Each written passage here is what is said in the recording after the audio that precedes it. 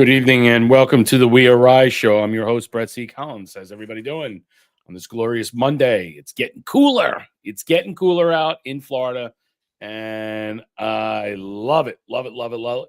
Welcome to my co-host, Marshall Smith. What's up, buddy? How you doing? I'm doing good, man. A lot going on. EBT's crashing. People are crashing out, freaking out. Yeah, The world's it's coming to an end. the, the world's coming to an end for some Government people. workers are Not hating. everybody. Not everybody. And if you've been on SNAP or EBT for a long time, that's your problem. You should have got a fucking job. You should have got this. You should have got that. This is what happens when you rely on the government.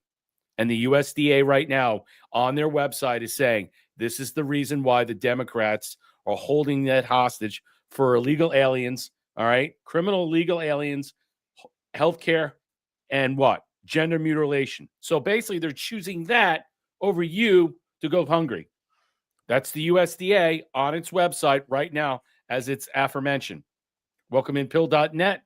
Hello on Rumble. How you doing, True Terran? What's going on YouTube? We're on YouTube now. If you were over there, please subscribe to the channel, okay? We'll be monitoring it as we go along. Let's welcome in on pill.net. How's everybody doing there? Thank you, Thea, for the 700 gold pills. A little great awakening. Wood USA dropping 117 gold pills. Thea gifted the can. Thank you so much. I see you, trusty turnip. Who else is here? Darlell. What's going on, Darlell? Long time. No see. Wood USA. Patty B. Zach from Tennessee. Party time, folks. Let's get it on. Good to see you, my friends, one and all. So tonight's show, zombie hunger uprising. There's been a lot of chatter in major metropolitan areas. We're going to get to some of the articles and discussions about that there's going to be an uprising, okay?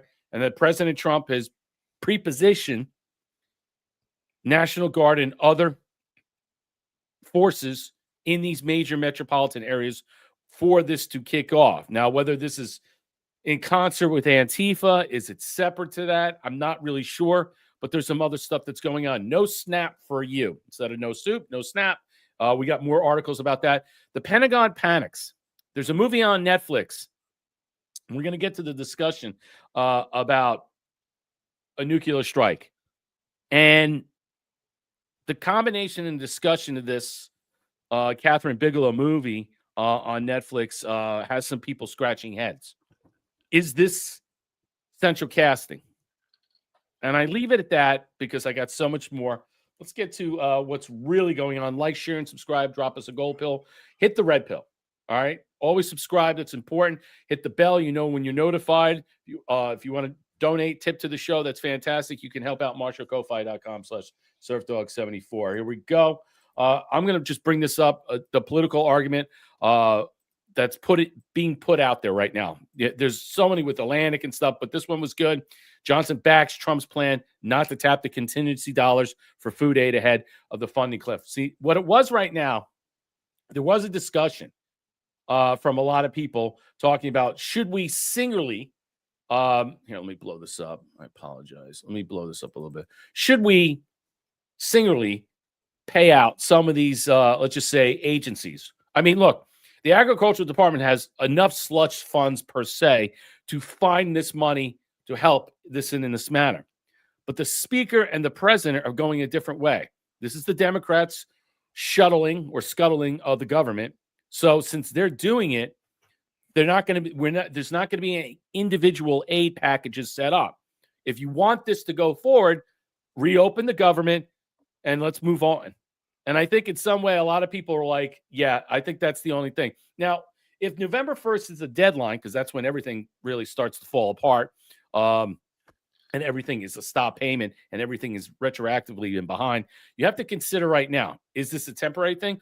Are they willing to push the envelope? I think this is a test. They're testing to see how far they're willing to go with this. See, Mandami's out there, ALC, Hochul, Bernie Sanders. I mean, what is he saying on all these platforms? Free, free, free. We're going to give you free rent, freeze this, free that, free bus fare, free everything. He knows he doesn't have the money to pay for those things. He knows he's never going to get the money from the federal government to pay this or from the state legislature to move forward. So all this stuff is subterfuge. All it is what? Agitprop.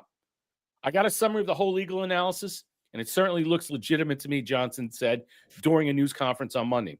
The Supplemental Nutrition Program, SNAP, is due to run out November 1st. Amid the government shutdown, President Trump suggested Friday night he may shift around funding. Now, this is funding for catastrophic outcome. Now, what is that catastrophic outcome? Is that what we're talking about, an uprising, an uptick in violence? Could this be done? Could this be done by a coordinated effort of many groups that are help funding the shutdown while simultaneously increasing another Summer of Love 2.0 or something like that? I think it's possible. I think there's a whole scope of this. And I think that the timing of the actual date of November 1st will be coordinated with the fact is if there is going to be an uprising or an uptick in violence per se for this government shutdown. But the administration has warned lawmakers in a memo Friday that it could not and would not seek access to a range of emergency funds, putting millions of low-income families on track to lose food aid as the partisan government-funded standoff continues. Johnson said Monday, SNAP Contingency Fund, which currently contains $5 billion, is not legally available to cover benefits right now because they represent a finite source of funds. Democrats said privately, some Republicans have argued the administration has the legal authority to tap those funds in an emergency. They're not going to do it, though. He added that if the administration were to transfer funds from these sources, it pulls away immediately from school meals and instant formula. SNAP food aid benefits have never lapsed in a modern history, including during shutdowns. Okay, and I'll leave it at that. That's because the fact is the Democrats have pushed this forth. They're the ones who created this. So there's nobody has the actual, let's just say, fortitude on the Republican side to want to singly fund these things. Okay, these are programs that 42 million Americans are on. All right, and let's face it, it's only going to get worse for a lot of different people. But the question is, you ask, where are the percentage of people that are on here? We see Afghans, Iraqis. If you look at the percentage, these are all the people that are in our country illegally, whether they brought them in legally and they're still illegal or not, or how many other people that are illegal in this country that are milking off the benefit, off the tit here, so to speak. I think the point is it's enough. And no one feels sorry for these people that are getting this. I don't. There's so much corruption in the SNAP programs right now. You have to see it to understand how it's going to collapse. Now, the counter argument will be, Marshall, when will this uptick of violence happen? Will it be coordinated during Halloween before November 1st kicks in the major metropolitan cities? Because the idea and the notion that if we don't get what we want, and we've showed you many different, articles and discussions on X of people talking about they're going to go out and kill Whitey, they're going to do this, they're going to do that, they're going to rob stores, whatever you think. But things are going to be on the uptick, and there's going to be some type of level of malevolence that are going to be involved in these major cities. Well, first, what we have between Republicans, Trump and Johnson, between them and the Republicans versus Schumer and the Democrats, it's basically like a Mexican standoff, a high-stakes Mexican standoff. Who flinches first? Right. Trump's not going to play that. Trump's too good for that. So they're not going to do that. Now, as far as the violence goes, I'm hearing a lot of, we're seeing the threats being made on TikTok and on internet and all that. I don't know if that's really going to happen as much as it sounds like, as much as they would. I think the Democrats would like that. They would really like that to happen. The question is, are they waiting? So my point is, if November 1st is the start date to begin, where all these types of, let's just say, government resources or funding go to these programs ends completely. That means people are not getting paid. They're not getting all these subsidies in some way. That's anybody.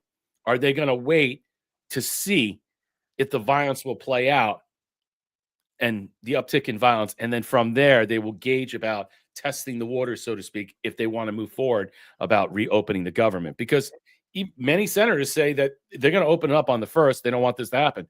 I'm not easily persuaded by that suggestion. I think there's something else there. Yeah, and I think in the high risk areas, which means like the inner cities, certain areas, the grocery stores and the Walmarts, they're probably going to lock the doors and let people come in like a ticket system. You wait in line, you come in, you get your shit, and you leave. So I think I can see him doing that. I can see him. There's definitely going to be cops at these stores. Right. And I think reality is going to set in with a lot of these EBT people that are going to go, you know what? I don't want to go to jail. I think I can find on my internet, on my phone, some local food pantries, and I can kind of figure out a way to make do. I think Yeah. common sense will hopefully prevail. Well, yeah. I mean, you can't feed your family if you're in jail. I mean, that's obvious. Right. But I don't. My question is, will there be armed guards or people I there think there will protecting be. these in some way? These inner city stores or metropolitan stores. You would like to think so, because the idea that people are stealing left and right now. Still, now they're getting caught and getting busted because those days are over. But still, that doesn't mean it doesn't happen. This is just going to Yeah, give you'll them see even some more of of it. an Yeah. incentive. I Yeah. think there'll be an uptick. Okay. Trump preps the National Guard to deal with the possible food stamp riots. Okay, this is going to be big. President Trump is mulling over expanding National Guard deployments across the United States amid concerns that the low-income and inner-city residents who rely on government handouts might riot when the Supplemental Assistance Program, formerly called food stamps, expire on the 1st. A West Wing source familiar with the situation told Real Raw News that ICE agents working in impoverished neighborhoods have overheard residents of Chicago, New York City, Portland, Philadelphia discussing staging uprisings. What do you think about that? If SNAP ceases, per one source, more than a few disgruntled people, approximately 40 million families, currently receive the SNAP, have invoked provocative language in discussing how they will respond if they go hungry. Riots, looting, chaos in the streets, ransacking wealthy homes, food, items they could steal, and to pawn afford basic necessities. Now, we've seen this on X all over the place, where there's a certain group of people, okay, that are black and brown persuasion that are threatening whitey, and older people while they're wait outside of Publix and all these other places to rob you, okay, and take your stuff. Should you take that seriously? Yeah, I think you should. Because if you got a bunch of people that are blowhards, you should believe it. Look at the crime rate in these cities. Don't believe anything that you're hearing or seeing that crime is coming down. It may be coming down to a certain level, but violent crime and carjackings and other things with this type of theft, this could be on the rise as something they do as TikTok videos and all these other, because they like to film themselves doing this stuff. It's their ego. The FBI, he added, confirmed ICE's report via electronic surveillance, though he wouldn't explain that the tech feds used or say what they had a warrant. That appears to be orchestrated effort in the works, primarily in urban areas where significant portions of the population get free food stamps and live in a Section 8 housing. One source said, "I can't confirm this, but there sure must be using social media apps to communicate and coordinate. What we've heard is disturbing, and we haven't ruled out Antifa instigators being behind the whole ordeal." In Chicago, for example, residents have called SNAP cancellation a death sentence that imperils the community and its children. And in DC's poorest neighborhood, Woodland, located in Ward 8, have discussed marching on the White House with Molotov cocktails, firearms, and makeshift explosives. See, this is another thing you should consider. Atlanta, New York chatter in a lot of cities while emphasizing that no one should panic because the disenfranchised often bluster without backbone to enforce terrorist threats. He said intelligence assets deemed it sufficiently credible to bring to the president's attention, and the president, upon reviewing the memo via War Secretary Hegseth, notified Title 10 commanders. Okay. I mean, look, it's better to be prepared. We know that these people will riot without any cause or justification. Just look what happened with anything that deals between a cop and someone of a minority base that gets killed or what have you, or vice versa. In this manner, you have to think, with everything being on the edge and the rhetoric that's all over X, you'd have to consider that President Trump must afford this viability, all right, in these major metropolitan areas only for this reason, because we don't know what's going to happen. I mean, we surmise quite a bit. We think that something is going to pop off, something's going to kick off, a major event will happen, okay? Or maybe it won't. But it doesn't mean we shouldn't be steadfast and ready. I think that's the point. And I'm not blowing this up in some way. if you're based off the rhetoric and the tenets of those conversations are really bad, well, you'd have to consider that there might be an uptick for people to show that they're angry and frustrated, whether they want to take it out on you or the Democrats that are doing it to them. But that's neither here or there. We have a serious problem in this country where 42 million people, all right, are getting these type of programs, and it shouldn't happen. It shouldn't be allowed. We shouldn't be the greatest country on the face of the earth that we have to subsidize these food entrails, never ending, decades upon decades, to all these people.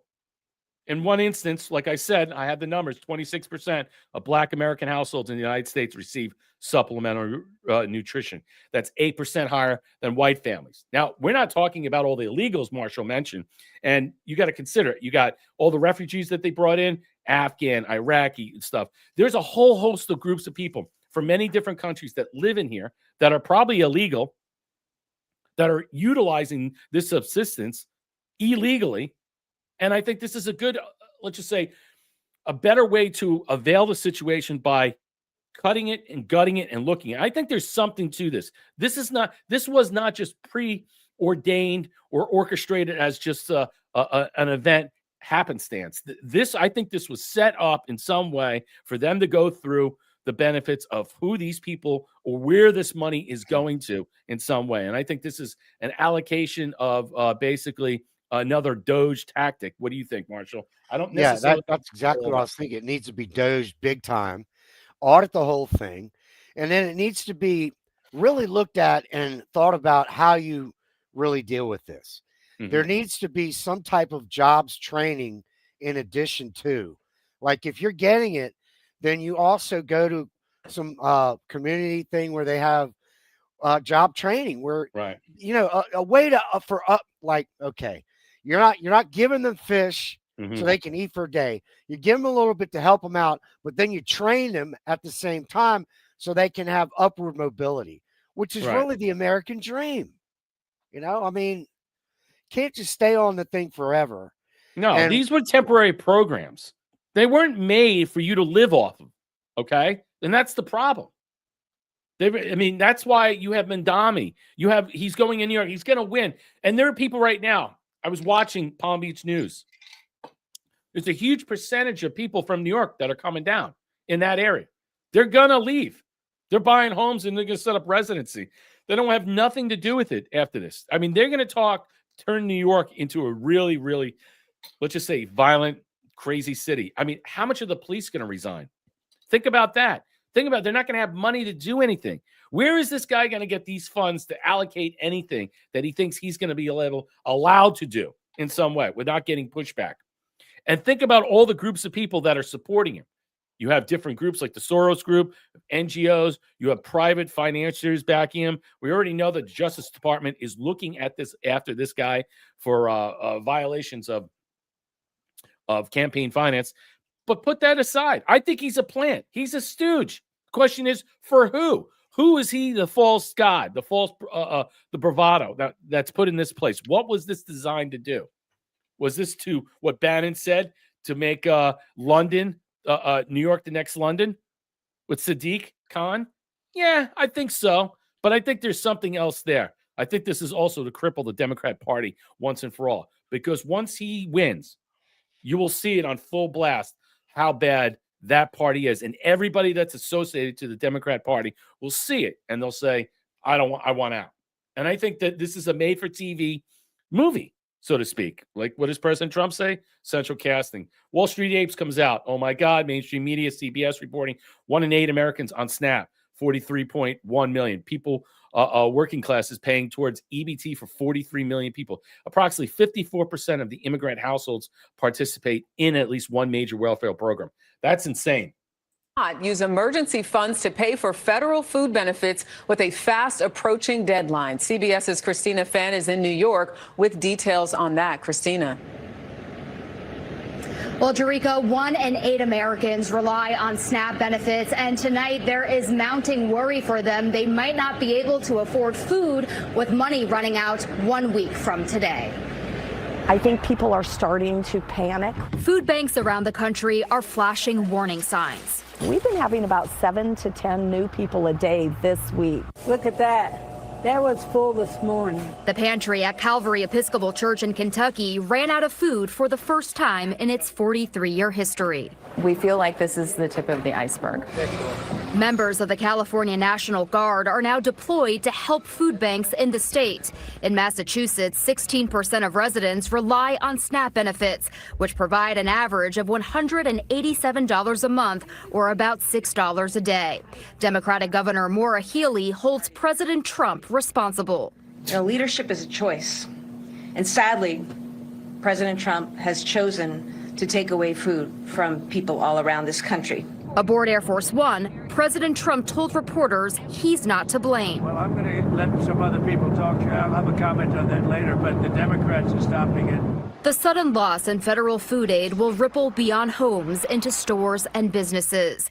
Every dollar in SNAP benefits generates $1.54 in economic activity. Quite a bit of our sales come from EBT recipients. Right now it's making up about 10 to 15% of our total sales a month.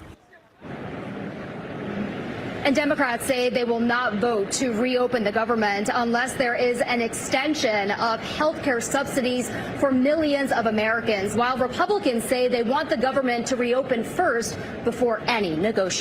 And I think we should. The government has to open. We shouldn't give them what they want. Do you know Walmart gets like 25%?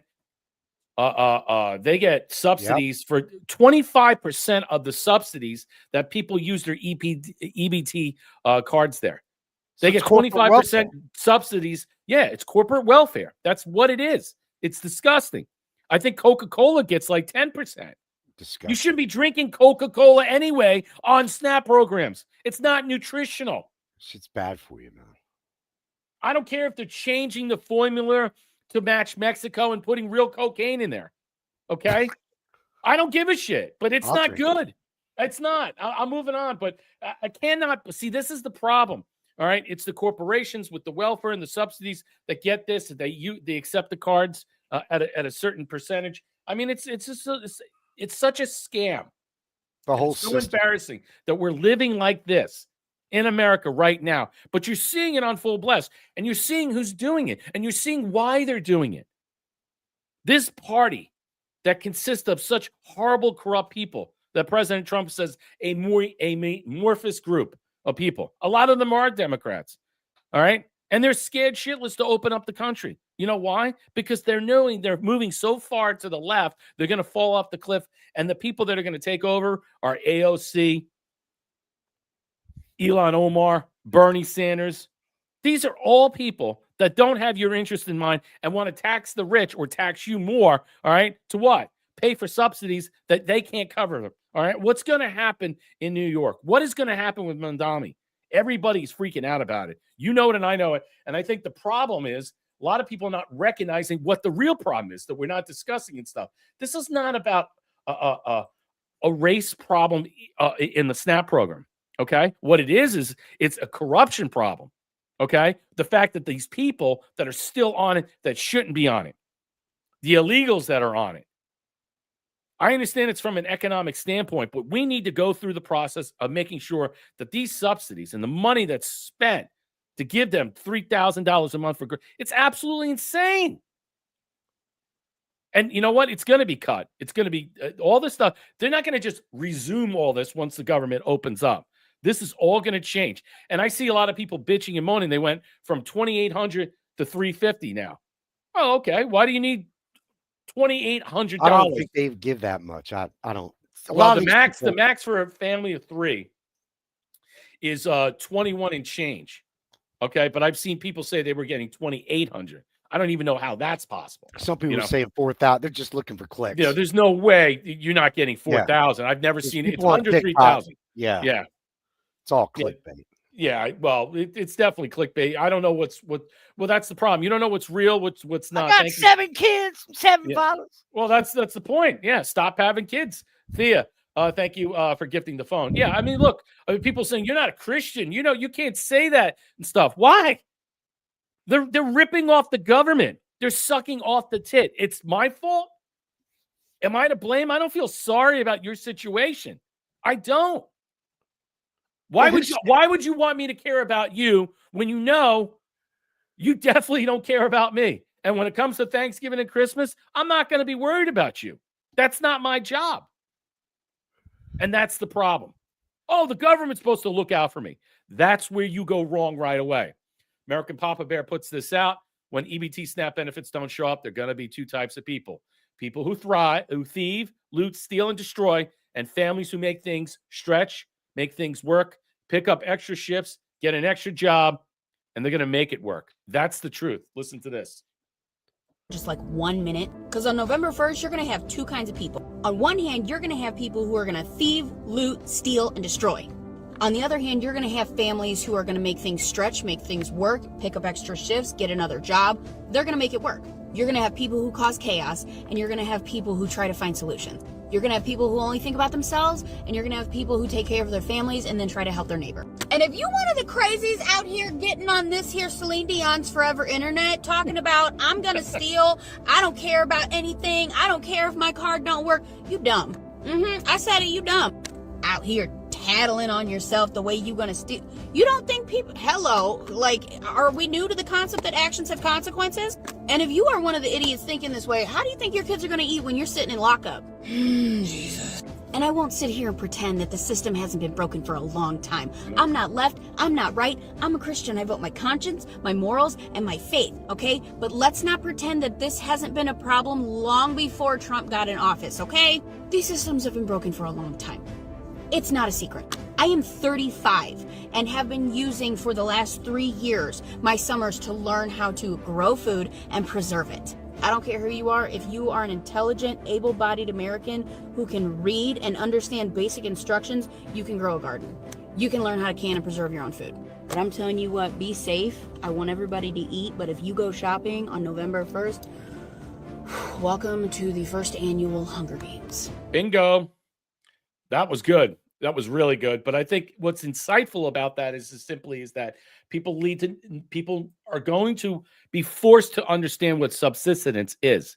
They're going to have to be learned and let's just say pushed into this promulgation of learning how to take care and afford whatever they can through their own means. And that's whatever they have to do to get there. Many of us have done that. And the point is that when you sit back and look about all the entitlement that goes in with this, and people are like, oh, I deserve to get this because I'm poor and stuff, or because I'm grifting, or because of whatever. It really doesn't matter anymore. This is not about race. This is not about anything other than the fact is that the government has afforded a luxury to a great many people who have abused the system royally. And now that the system is collapsing, people don't know what to do. And this is a harbinger of a future portents of scenarios, Marshall, that we could see in many different areas that are going to collide as we understand the process of downsizing government. You know, it's going to be like a real life movie of Escape from New York. Yeah. You know, in many ways. Or the Hunger Games, if you want to compare that too, in a way. But I think what's going to happen after all of this, it's really like from the Bible. The lady said, "You're not a Christian." Blah blah blah. Well, in the Bible, Jesus said, "We're not going to give you the fish. We're going to teach you how to get them. We're going to teach you how to go get them, so you can get your own freaking fish every day, man." So I think at the end of this, he wasn't handing out VIP passes to the pearly gates. Okay, you're going to have to earn it. You're going to have to earn it. At the end of this, when we go through this little lesson, then I hope that it will bring out about where people realize that, you know what, I can do good things. I can actually do things for me and my family. Right. And I can make myself great again. So, hey, got to bite the bullet for a minute, you know? No, I agree. What is it? I saw you, Christy S on YouTube. It's like, good to see you. Subscribe over there, please. It's like $400 a child a month in some states. Max Dog 115, what's going on, buddy? How you doing? Alita, what's going on? Like, share, and subscribe over here. Drop us a gold pill if you want to help out. You could donate to the platform tip if you like. You can help out MarshallKofi.com/surfdog74. Here we go. I've been telling everybody about watching this on YouTube and on Prime. If you have it, you can watch it on YouTube Prime. I think it's on Netflix. But if you haven't seen the documentary on the LA riots in 1992, you should go watch it. I've watched it 5 times. It is extraordinary.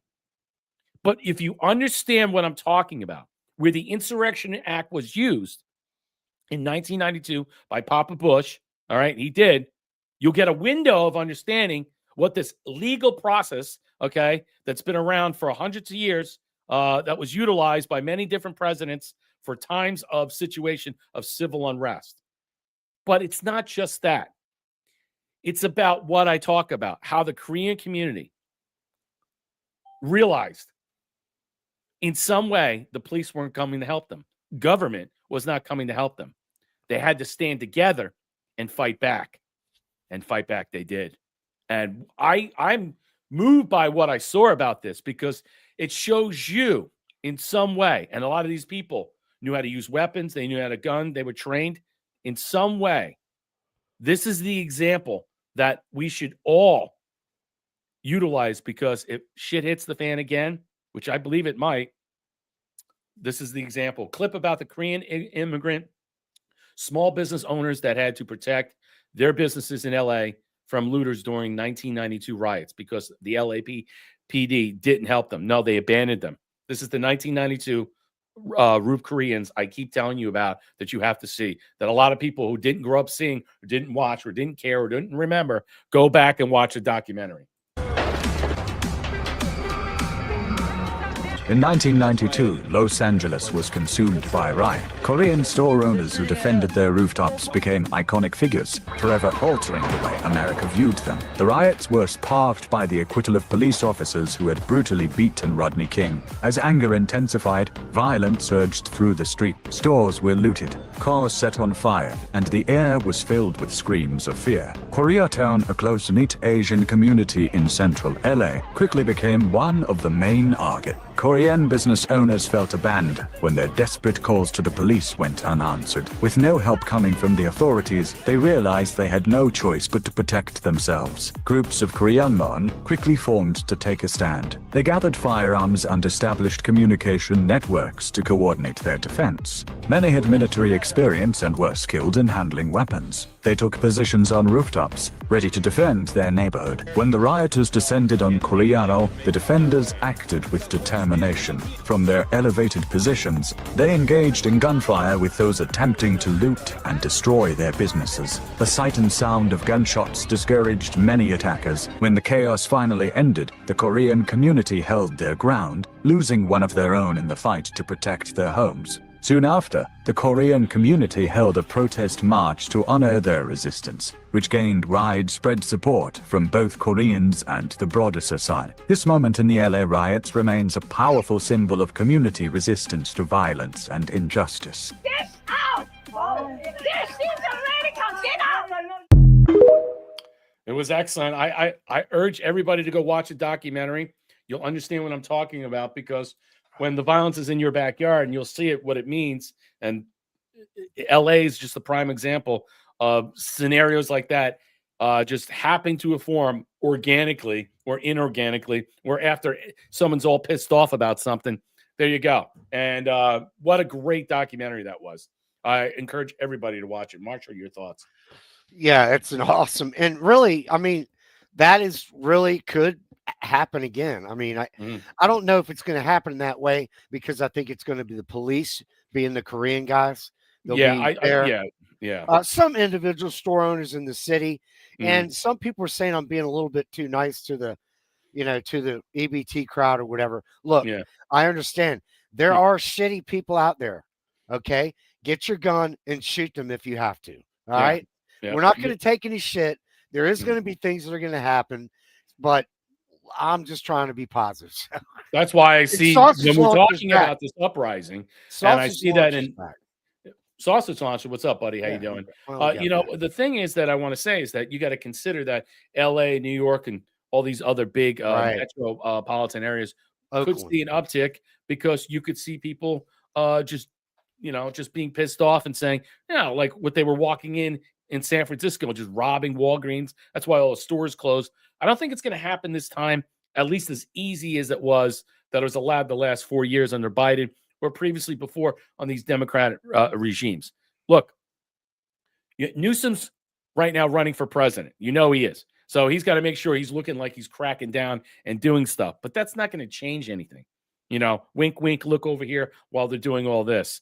But it doesn't mean that we should not be concerned in any way that this shutdown will continue on as the violence could escalate. That's what I'm saying. Let's watch that for where it is. Because if this pops off a day before November 1st, then we'll start to see what happens on All Hallows Eve.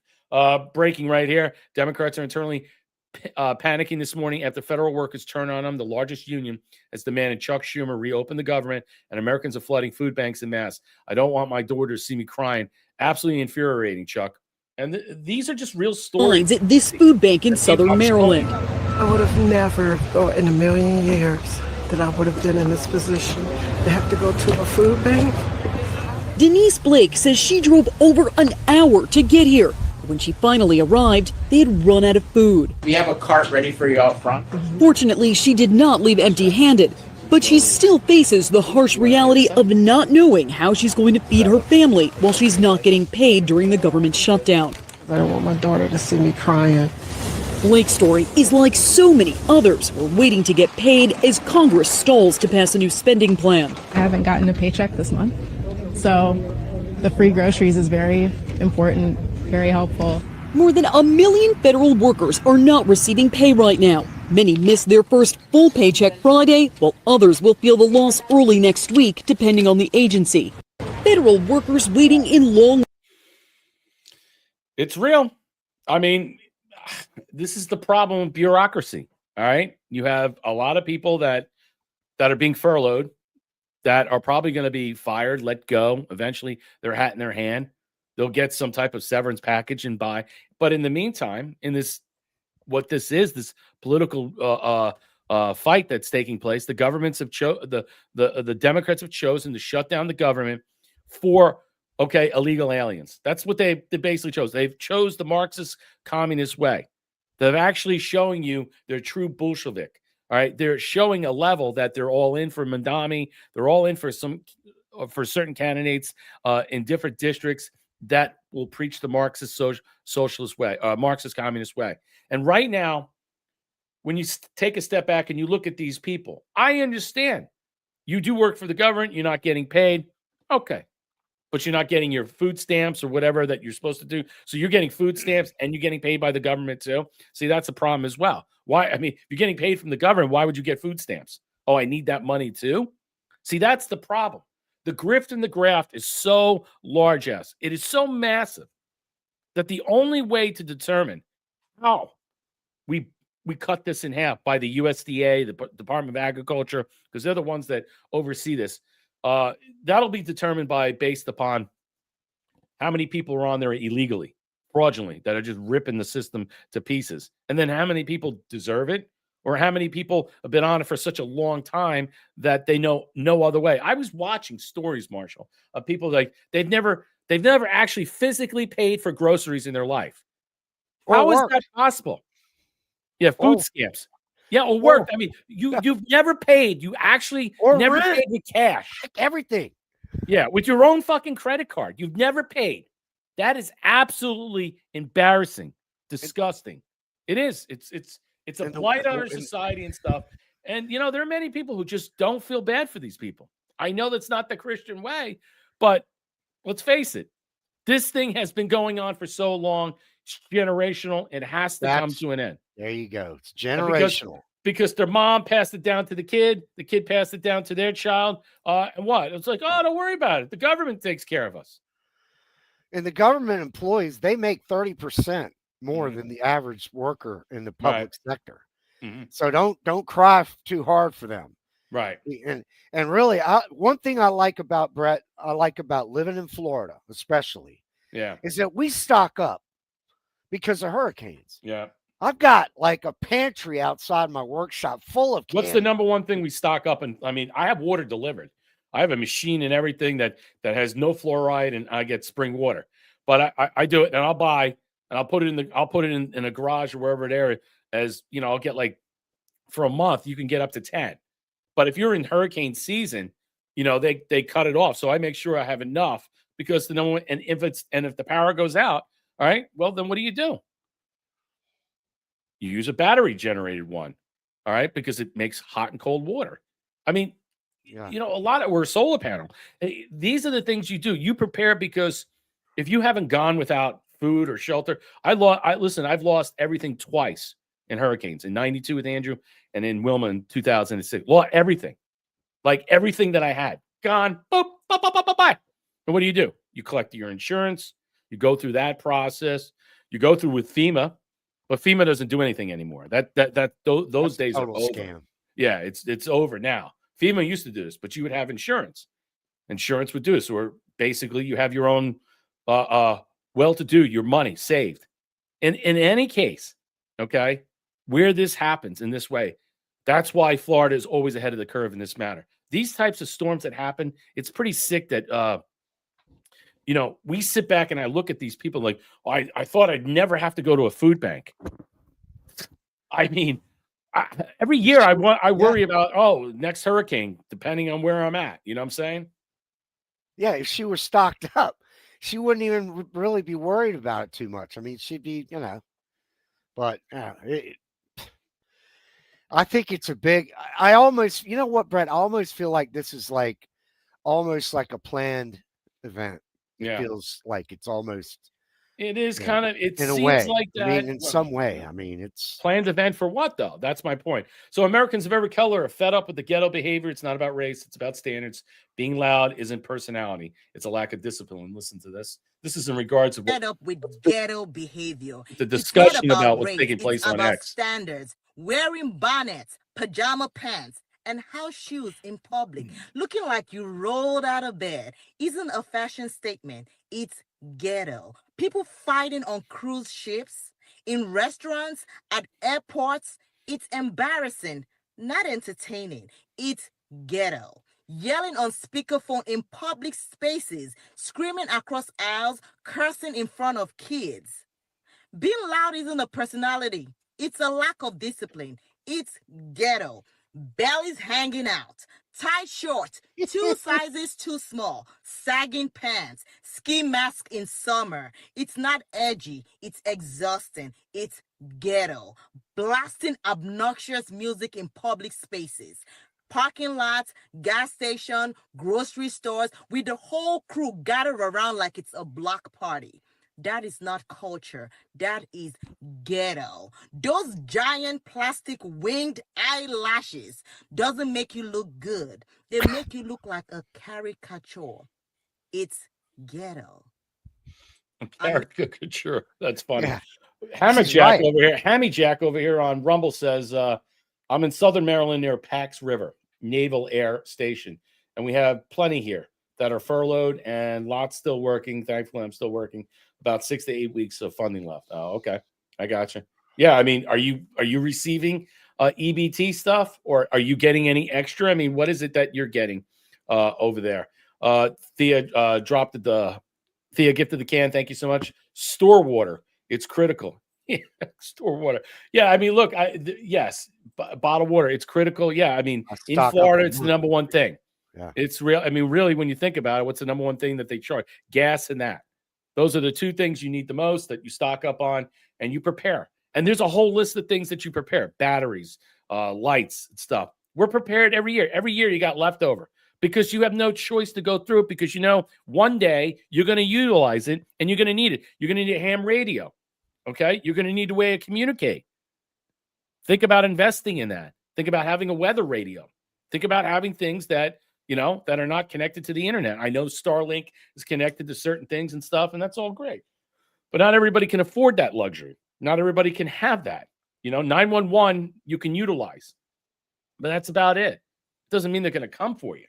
I mean, all this other talk that we're sitting here and we make, let's just say, commentary about regarding no SNAP for you and the zombie, let's just say, apocalypse or hunger uprising. It's serious. I think we should take this seriously, because desperate times, people will do desperate things. Okay? So here we go. We're moving on. Trump's third term flirtation triggers 5-alarm panic on The View. Damn if he isn't a dictator. Now, Trump is basically, it's not really Trump. It's not really Trump.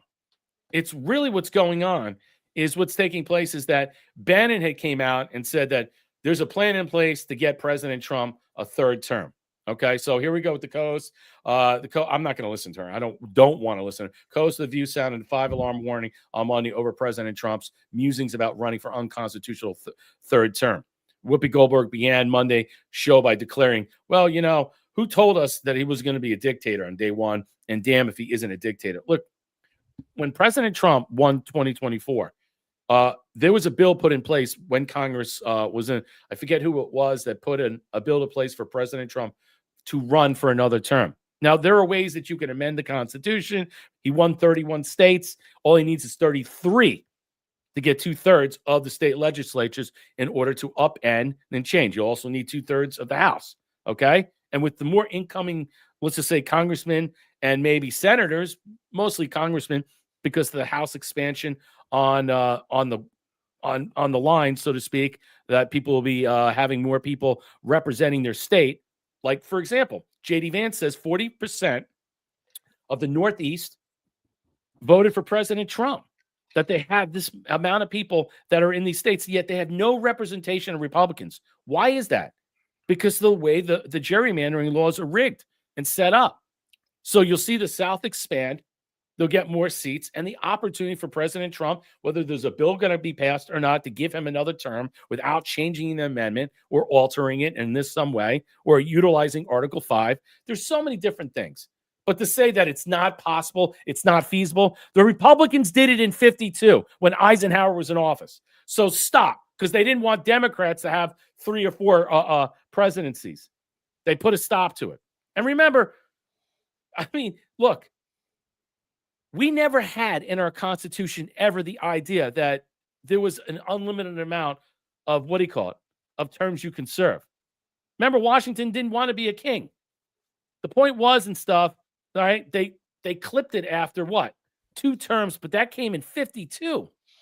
But for a very long time, people just they kept running and beating each other up. That was it. It was a brutal, brutal fight to become president. You know, I think in some way people need this restorative revisionary history to understand what it was back then. It was basically what, a lot of people talked about. It was 2 terms, but it wasn't like written in paper. I mean, look when the 22nd Amendment came into place. Look at the time period and look who was in office. Goldberg referred to Trump's advisor, Steve Bannon, claiming that Trump is going to get a third term. Air Force One, on his way to Japan, gave a nebulous answer to the reporters. He says, I'm not ruling it out. I mean, you have to tell me, Trump said. We'll go through that in some way. I told you a year ago that he was not going to, he's not going anywhere, Goldberg said. He said, I want to be president for life. I heard him say it. I watched his lips move, and I thought, he means this. Ana Navarro claimed this guy has got the authoritarian envy, and he goes around to these countries he loves. He wants the parades. He wants the arches. He wants the ballrooms. He wants to be emperor. He wants to be authoritarian, paying no attention to the Constitution. That's what Ortega does, the way Chavez did it. Let me ask you something right now, and I'm done with this, but because discussing these people make me sick. But look, the point is, no one's making, when President Trump put out that truth or that tweet regarding 2020, we got it all. We know it all. We know what you did during stealing the election. It's funny that no one talks about that. No one wants to talk about that, because when it's proven of how this mass grand conspiracy to steal the election from President Trump, all right, you will be hearing people clamor, give him another term. Give him another term. He automatically will deserve it. He will automatically deserve it. You will hear nonstop clamoring, Marshall. So I think in some way, this is just the war drums that are echoing in the background as the truth starts to be uncovered about Smartmatic and Dominion. And we understand what just happened to them recently. Dominion's done. Smartmatic just lost a massive lawsuit. Then you're going to find out all the other people that participated in the ballots, the mail-in ballots. That's China and all these other different nefarious organizations of NGOs and groups that are putting in dark money to help steal this election. And what? rig it against you, the American. And remember, you weren't allowed to see the votes, only on camera when they were hiding it from what? From these suitcases they had underneath. So look, in some way, when this all comes out and it's revealed, no one will be saying he doesn't deserve another one. They'll be saying, when does he get another one? Yeah, I think he is going to get a third term because they keep bringing this up. And if they keep bringing it up, what are you trying to tell me? Yeah. So, yeah. And especially once all this, Dominion and all the whole 2020 election comes out, it's coming out. Yeah. It's going to come out. And a lot of people are going to, anyway. Yeah. No, why do you think they're so scared? Kamala Harris being handed a nomination without a single vote. We should view it as a threat. There are patterns that are established, and we should look at them. Listen to CNN. Trump doesn't rule out running for a third term. See, they're all worried about it because they know the possibility of having that happen again could happen, but nonetheless, keep this in mind. It's because of the fact is that no one wants to talk about, hey, they didn't have a primary for Kamala Harris. Are they going to have one? Are they going to have one next time around? When she says she's going to run again in 2028, yeah, good luck with that. Are we going to get to the how about 2026 midterms? Are we going to even have those? Keep that in mind. I'm not sure about how that's flirtation that Trump has of a third term, coupled with what Steve Bannon is talking about and raising this idea of, maybe there's different ways. I think so. Some people question even this idea of, what about kind of an acolyte or a proxy, and then Trump staying very involved as an ex-president who would be then, let's be clear, well into his 80s. What is the precedent for that? And why have presidents so shied away from that kind of thing? We have a president, and then that is supposed to be the leader. That is the democratically elected leader of what is now the longest running republic in the history of the world. And perhaps, the providence is that at 250, it's no longer. But the president should not, the Constitution is really clear. You are elected, you can serve a certain amount of time, and then no longer. And I think that there are, as Bannon threatened, I would say, we do have to take this quite seriously. We should view it as a threat. There are patterns that are established, and we should look at them. I think that when he threatens that there are workarounds, there's all sorts of nightmare scenarios that we can imagine. But what we do have to decide here as Americans, no matter what party we belong to, is what kind of country do we have? Yeah. Okay. See how they skirt the issue. What kind of country do we have and stuff?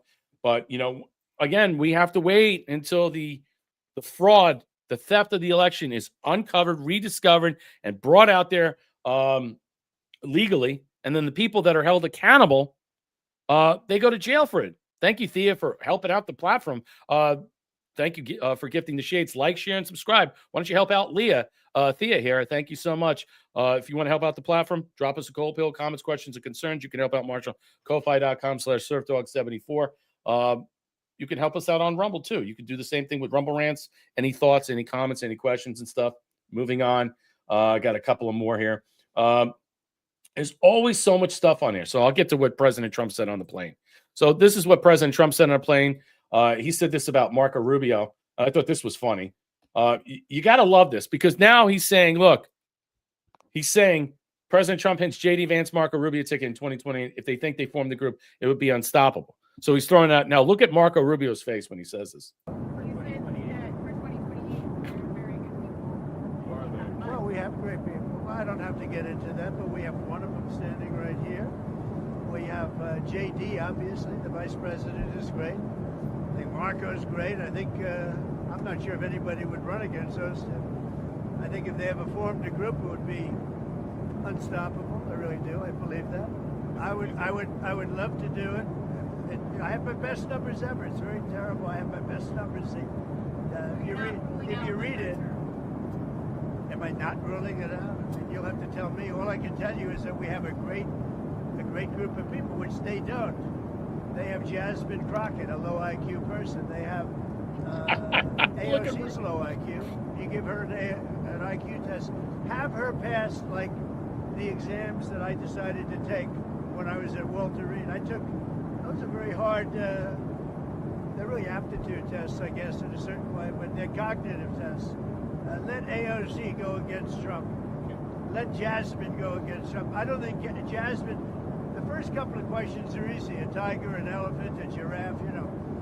When you get up to about 5 or 6, and then when you get up to 10 and 20 and 25, they couldn't come close to answering any of those questions. Oh my God. It's brutal. It's totally brutal. But that's brutal Donald Trump letting you know. And he's throwing that up there. All it is all he's just spinning. He's saying, nah, don't worry about what Bannon's saying. Don't worry about what I said. These guys, they're going to run. More distraction, more deflection. You know, Bannon's really serious when he says it. But he says it in a way that has something to do with what? The 2020 stolen election. And I think they're actually trying to set something up in place that we'll find out very soon. Go ahead, Marshall. Rubio looked like he almost, when they asked him, is he going to run again? Yeah. And he started speaking. Rubio had this look on his face like, yeah. Yeah. I mean, he had this smirk, and I'm like, he's going, yeah. Yeah. Keep the whole team, keep the whole deal, keep it going. Yeah. Yeah, I think that's what it is. I mean, I don't know if people are going to, see, here's the thing. I mean, I don't know what percentage thinks that's MAGA, though. You know, again, without a Trump in place and stuff, can you afford the luxury of not having the idea of a Trump not in that presidency in some way? Something to think about. I mean, I'm not saying one way or another. I don't know where. It's way too early to see. I really want to get to the backstory of 2020. I want the people to be prosecuted and go to jail for treason, high treason for stealing an election. Right. I mean, let's face it. To me, that's what I want. As for everything else in 2028, I don't know if we'll get there. We're going to have a lot of crazy things that are going to happen between now and 2028. So I'm okay about holding on right now and watching this unfold. Steve Bannon exposes the truth on Charlie Kirk's assassination. Listen to this. Charlie Kirk was just a start. Unless our government wakes up, cracks down hard, expect more assassinations, more political bloodshed, and we're on the brink, Patriots. Who's with me now? So listen to what he says. It's all going to be laid out about exactly what happened, because I do believe there was some conspiracy in back of it. And he was assassinated in cold blood in front of the whole world. There's a lot of people on the left that think that's a good thing, and you took out one of their key people. So when I look at violence, we're not violent at all. Charlie Kirk happened, what we had, people said the rosaries and had prayer meetings. We understand that we have not just political power, we have massive political power if we turn out. And I tell the elites all the time, you're going to have two choices. You're going to have two choices. You're either going to have, and I've said this for years, you're either going to have the Luigis or this kid that supposedly shot Charlie Kirk and all this violence you're seeing going on, or you're going to have to make fundamental changes to the system. And if you don't make fundamental changes to the system, you're going to get the French Revolution. I don't believe the narrative. Interesting that he says that we're going to get the French Revolution. What changes could that be, Marshall? What changes do you think he's hinting at? Well, I mean, it could mean a lot of things, but I think one of them is the term limits for president. Yeah. I think that definitely is, because it's really, look.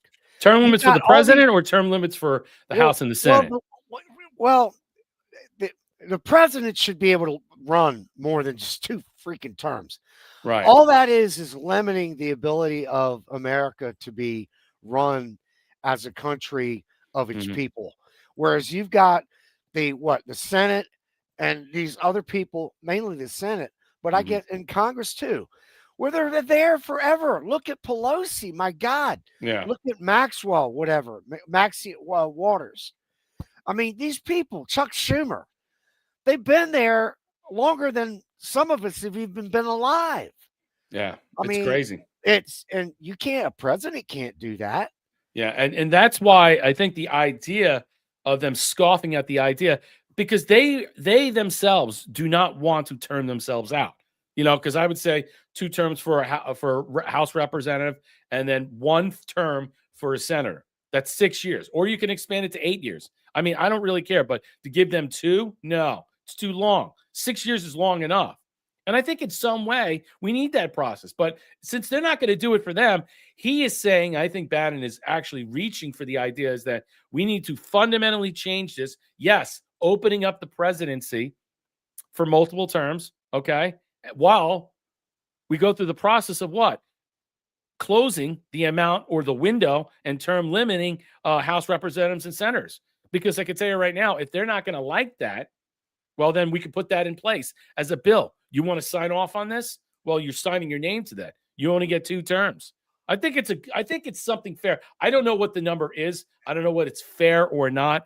But look, a senator serves 6 years. So you want to give him 12 years and then 18 years and then that's the point. They're just there forever and they get bought off and paid. And the fact that it's egregious that we sit there, it's like, you're crazy. The 22nd Amendment says it right. No, it doesn't. Have you read it? It never says anything about a president who wins the first term, loses the second term, and then comes back again and wins another one. And people like bring up Grover Cleveland. He died in office. So, I mean, that's a terrible example. Think about it in this manner. How if it's going to be interpreted or how bills are going to be rewritten in order to be introduced that could offset the 22nd Amendment. Yes, and it doesn't need just 2/3 of the House and the Senate. It needs 2/3 of the legislatures. And I think you could get it. Fuck that. What they need to do is we need to have a referendum and let the voters decide. There you go. You can put it on the ballot. You can put it on the ballot. Yes, I am so sick of these people being able to vote themselves in every year, vote for their own raises, vote for this, and they get all the shit. Right. And meanwhile, what are we doing? We're out here scrapping for. No, we should have it on the ballot in Florida. We should have it on the ballot in Florida. You want to vote for marijuana? All right. Well, let's toggle it in there. Do you want presidents to have more than 2 terms? There you go. Or how about property tax? Let's toggle that in there. Do you want property tax? No, I know. Let's toggle that in there. Same thing. Do you want term limits? So yeah, put it in there for the state legislatures for every 2 years that you want to pass something. Well, in order to get that passed, what is it? A quid pro quo? It's the transactional way things work. Well, you know what? You want your marijuana? I want a president to have more than 2 terms. And I want this president to have it. Oh, so sorry. We can't do that. Yeah. Okay. So here's Mike Davis saying something. He goes off the thing. He got called out for saying this. We should only help people who can't help themselves. It's outrageous. 40 million people got food stamps. Why is this? Okay. Got food stamps and get off your fat ghetto asses. Get a job. Stop reproducing. Change your shitty culture. Stop giving food stamps to immigrants. We don't want you here if you won't work. He got attacked for saying that. He went off on saying that and stuff. And now, of course, they're throwing the R word out. He's a racist and stuff for saying that. But in reality, we're all thinking that. We're all feeling this way. We're moving on. This is the Pentagon panics, has a panic attack. I want to show this. I got 2 different articles on this if this comes up. This was about a movie that is coming out to Netflix. I don't know if it's... All right, here it is. I got 2 articles. One from The Independent and one from... This comes from the Straits Times. So, Pentagon frets over Kathleen Bigelow's A House of Dynamite nuclear doomsday film. Interesting subject. We'll blow this up a little bit so you can see it, read it, maybe understand it. I'm just going to go through this. A plot of The House of Dynamite, the new thriller from Oscar winner, American director Kathleen Bigelow, hinges on U.S. missile defenses failing to knock down a nuclear-tipped intercontinental ballistic missile headed for Chicago. Now, if we're all thinking that there's going to be an event that takes place, this is perfect timing for something of this nature to come out. And again, is this central casting? I believe so. I would argue that this may be agitprop or central casting in this manner, to put this out there right now. And why would the Pentagon send a memo out to respond to this? And I'll show you. The Pentagon agency responsible for more than $50 billion, $65 million system of ground-based interceptors in Alaska and California are designed to avoid such a scenario. They're not happy about it. The movie starring Idris Elba, he's a British actor, Rebecca Ferguson, Gabrielle Bassa, and Antonio Ramos is available on Netflix. A Missile Defense Agency, MDA, International Memorandum argues that the doomsday scenario depicted in the film is inaccurate. Interesting. Now, listen to this. The October 16th memo, this is the Pentagon, a copy from which obtained by Bloomberg News, is meant to make sure the agency leadership has situational awareness and is not surprised by the topic, which may come up in the conversations of meetings. Now, what just recently happened? They kicked all the reporters out of the Pentagon, and they have all new subsequent reporters in there that want to sign up to the new Pentagon rules. So keep that in the back of your mind. So was this brought out illegally? Was this leaked out illegally? It's possible. The object of MDA's angst is depiction of the U.S. missile defense is ineffective. So what they're saying is that the clear demarcation of understanding our defense system, where President Trump wants to build this dome to protect us from incoming ballistic missiles, are they're not effective at all. Or at least this is the way it's portrayed in this fiction. This is especially in the light of the fact that U.S. President Donald Trump wants to spend billions of dollars on a missile defense, including with his bid for a Golden Dome defensive umbrella. Now, what better way, if we're going to say central casting, agitprop, cognitive warfare, cognitive dissonance in this, in some way, to push an agenda, to push such a perception, to sway the public into what? Getting that Golden Dome defensive umbrella is for something of this to actually happen. Think about that. Keep that in the back of your mind. The document labeled only for internal MDA Department of War use is not public releasable. It is dated after a day after almost every member of the Pentagon press corps, including Bloomberg News, vacated the building rather than agree to the rules that they could restrict news gathering documents such as an MDA assessment. It was prepared to address false assumptions, to provide correct facts and a better understanding of the U.S. currently deployed in the system. I got another article, but Marshall, what's your thoughts about that? Right after, how do you think it's convenient right after that this was pulled out, this memorandum is actually taken or stolen in some way, leaked out right around the new, let's just say, concentration of the new press protocols that are in place at the War Department? It almost feels like it's a deliberate thing. That's in a way, yeah. So, yeah. they're the whole everything we're, it really is incredible because everything that we're seeing, from the food stamps to the this to the to the international stuff to this Netflix thing, all of this in the Pentagon, all of this seems like it almost feels like a grand master plan. Yep. In a big way to me, that we're going through a major change and a shift somehow in our country. And I really do think that, I think we're going through a major shift. And like you said earlier, we may not even have a 26 election.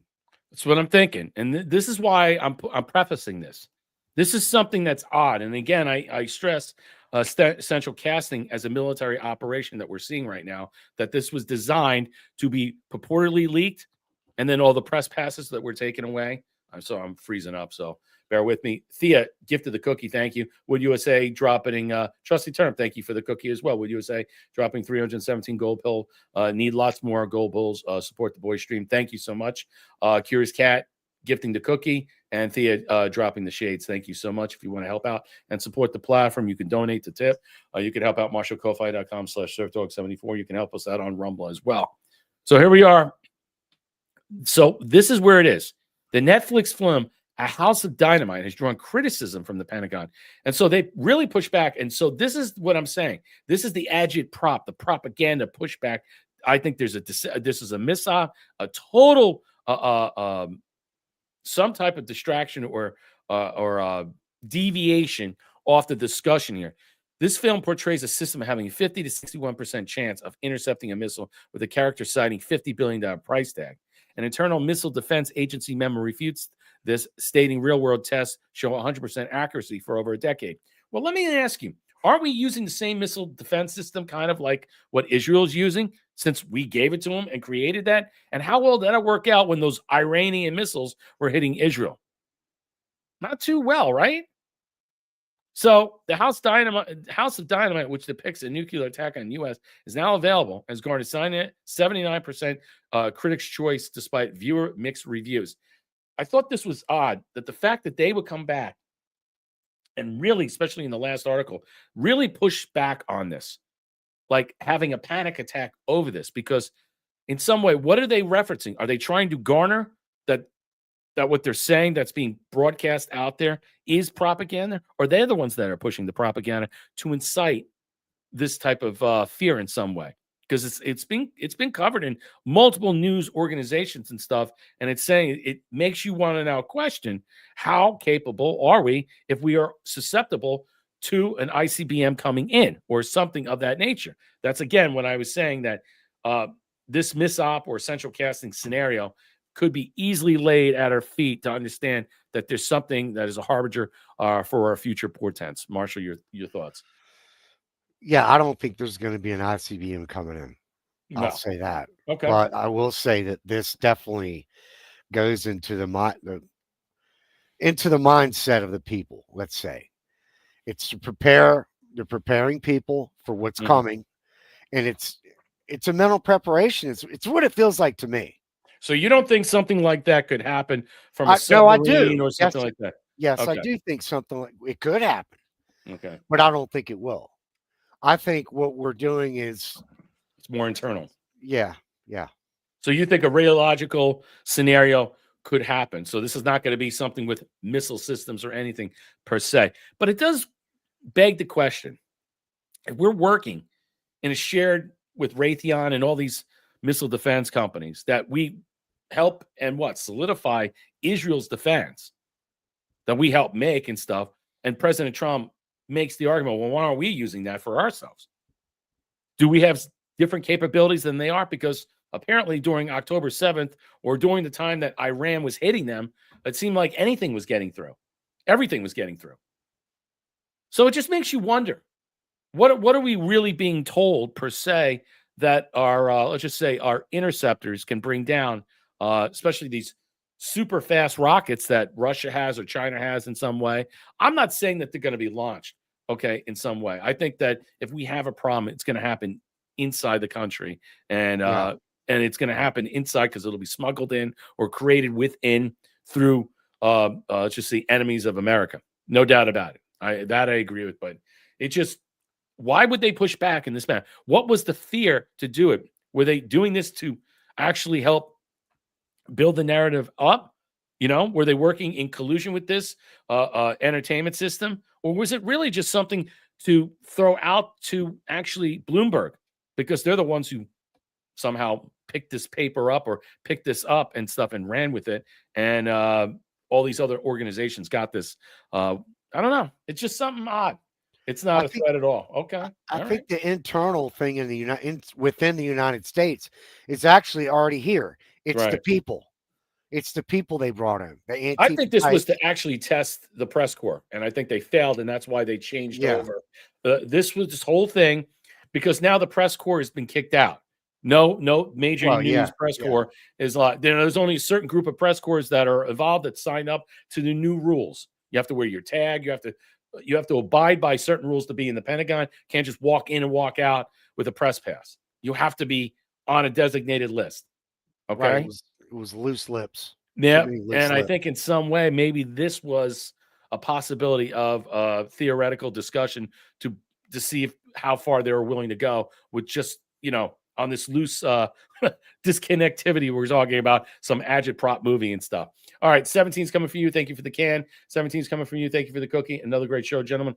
Thank you for supporting the platform. So, look, I watched this, and I have to tell you right now, Glenn Beck was hilarious with this. You see this new citizenship test that President Trump is pushing? This is great. And I can tell you right now, not a lot of people are going to be able to pass it. Welcome to the Glenn Beck program. Tomorrow, I'm going to be at Dickies Arena with Megyn Kelly. Great tour. Yeah, it's going to be a great tour. And also, I'm history. Mm-hmm. And I think this makes you a little overqualified to answer the new citizenship test. This is great. That is being... We have a new citizenship test? Yeah, it's the new citizenship test. This is so funny. Federal Can government. you imagine what it was under Biden? Ooh. No. How much do you hate America on a scale from 1 to 10? Are you supposed to be here? If you click no, you're in. The federal government rolled out a longer, harder exam this month for aspiring Americans. Test your knowledge with the quiz. Washington Post has this. If you want to take it along, if you're by yourself, you want to check these off, see how many you can get. You want to take this, Glenn? No, you don't. I think you should be able to do these. Right, go ahead. Like the first one. I hate these because you walk in and you're like, There's going to be something that's going to make me look really stupid. The reason I'm showing this is because President Trump, I'll show you an article that he's changing the Section 8 scenarios for illegal immigrants.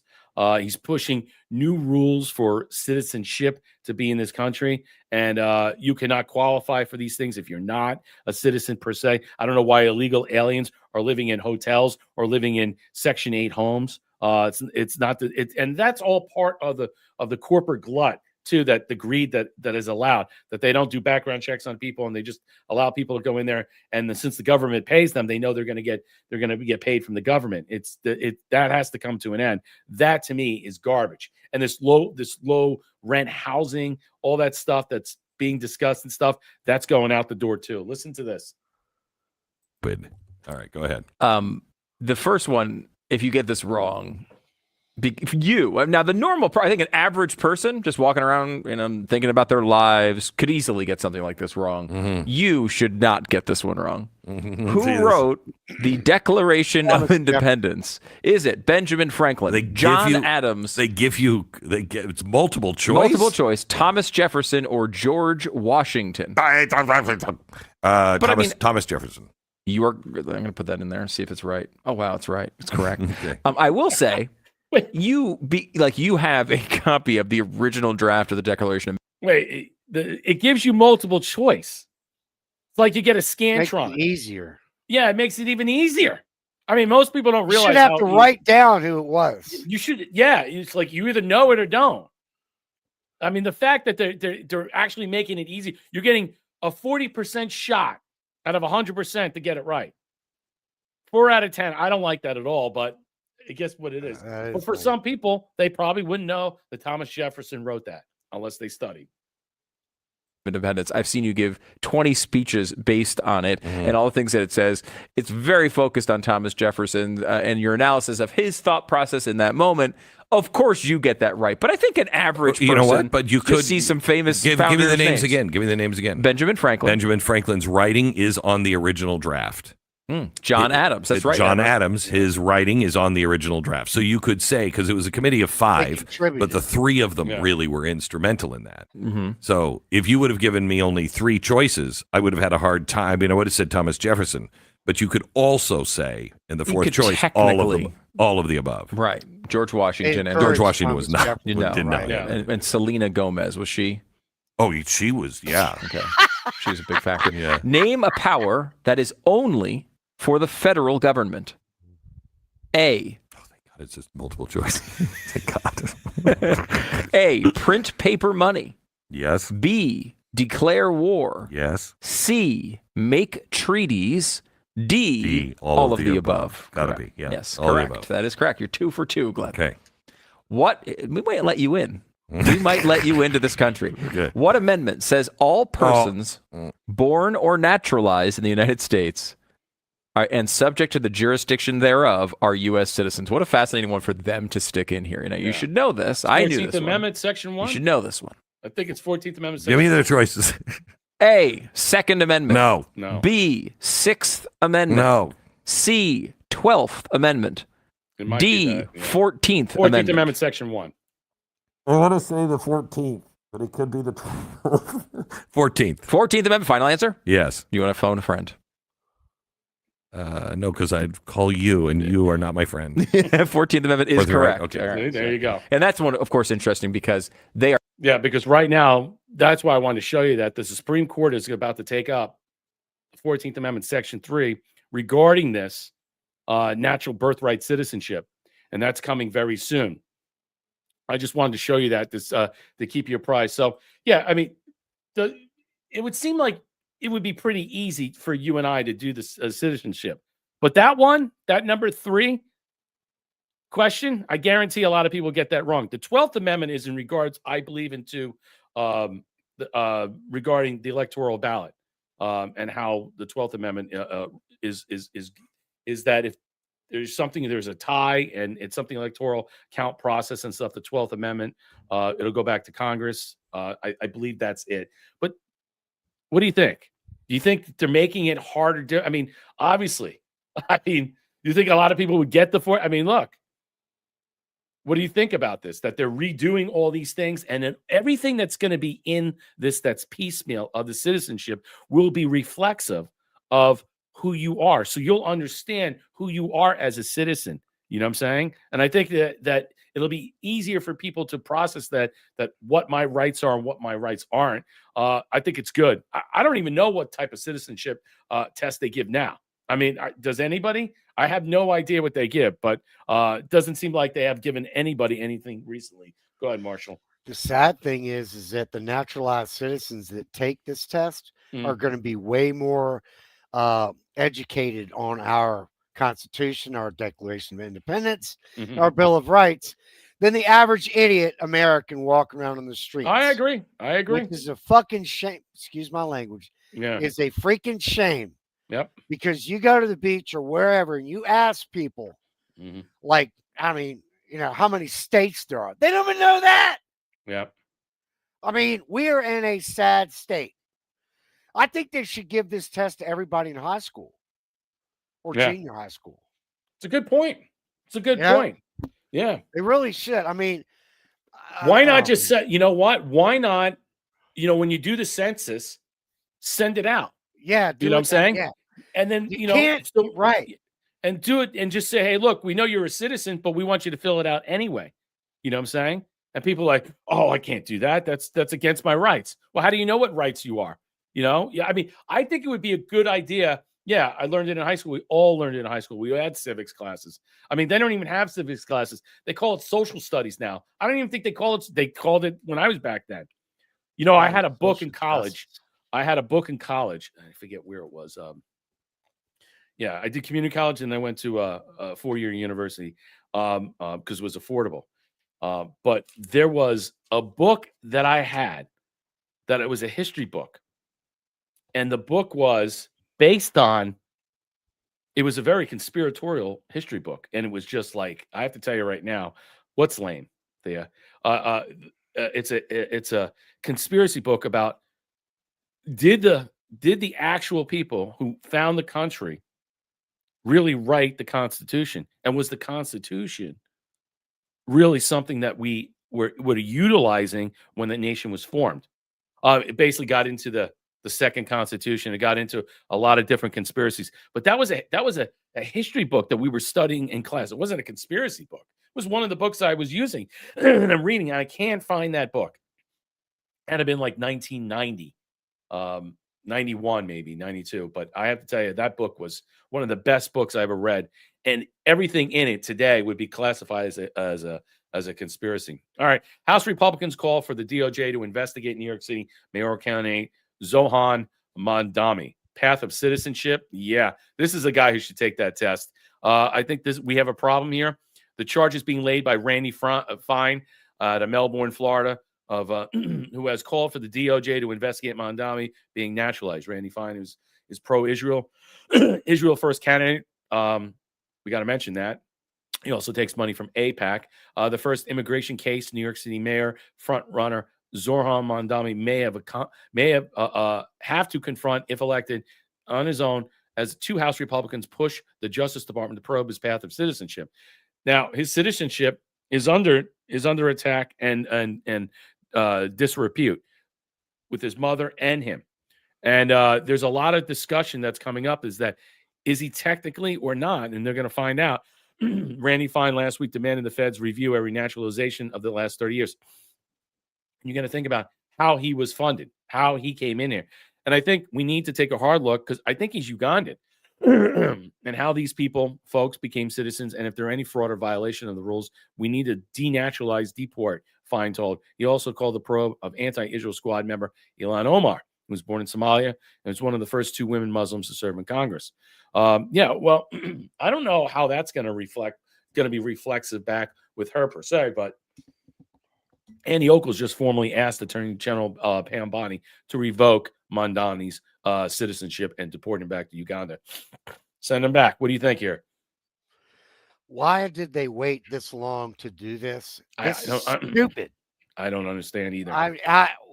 This should have happened back in June or July, or